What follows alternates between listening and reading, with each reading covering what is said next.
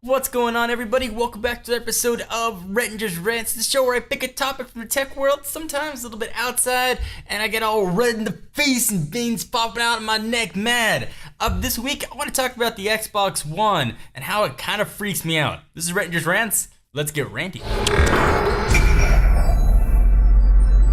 So last week, Microsoft took the wraps off their new next generation console, which I guess now is this generation console, called the Xbox One. It's called the One. It's supposed to be the one box that can do everything. Play your games, stream your media, take over your cable box, really just do everything that you need from every component in your cabinet. So it sounds awesome, and it sounds awesome to me too. I love gaming on consoles. I game on the Xbox, PS3. That's what I prefer to get my gaming on. But there's some things about it that really creep me out and grind my gears, so to speak. So in order for the Xbox One to work, it's going to require Kinect, and it's this fancy new Kinect that sends a billion points on your body. It's a 1080p camera. It's also demonstrations of this thing working, and it was really, really cool, but also a little bit on the creepy side. So Xbox One has voice commands. So essentially you can turn on your Xbox, you can say Xbox on, whatever the command is, and it's going to turn on.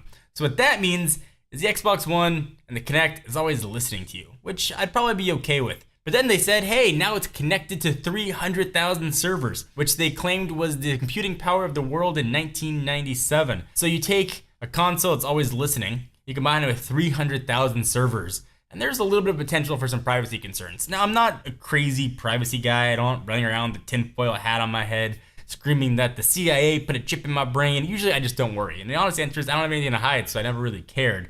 But I'm not worried about what Microsoft could do, but I'm worried about what hackers could do. Certainly we saw Anonymous take down Sony's network, last year and the previous years, and they've had a sort of a long-going feud. What happens when hackers can potentially get access to the camera that's in your Kinect, or get access to the microphones in your Kinect?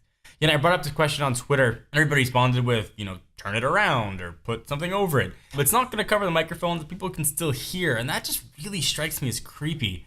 And it sort of got me wondering if we're starting to sacrifice privacy for the betterment of technology. And this is the first time I've really actually thought about it, because honestly, I've never had a reason to worry about it.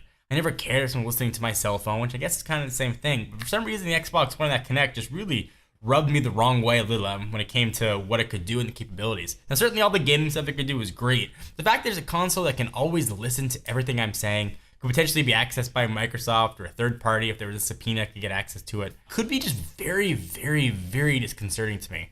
Now, I'm not saying I'm doing anything weird in my house. I'm not running around naked, frying eggs, which I know is a very specific example. But it just sort of got me thinking, what are we sacrificing as a population for the advancement of technology? Is it worth it? Is it not worth it? I don't know. I'm still going to buy an Xbox One. I'm still going to have Kinect. It's still going to sit there right on my counter. So maybe I'm a hypocrite that way. But I've just sort of started the process thinking I want to have a dialogue with you guys and see what you thought. Do you care about the privacy concerns with the Xbox One or any privacy concerns that might be with the PS4? Once we know more about what it does, presumably it's going to have sort of a similar functionality.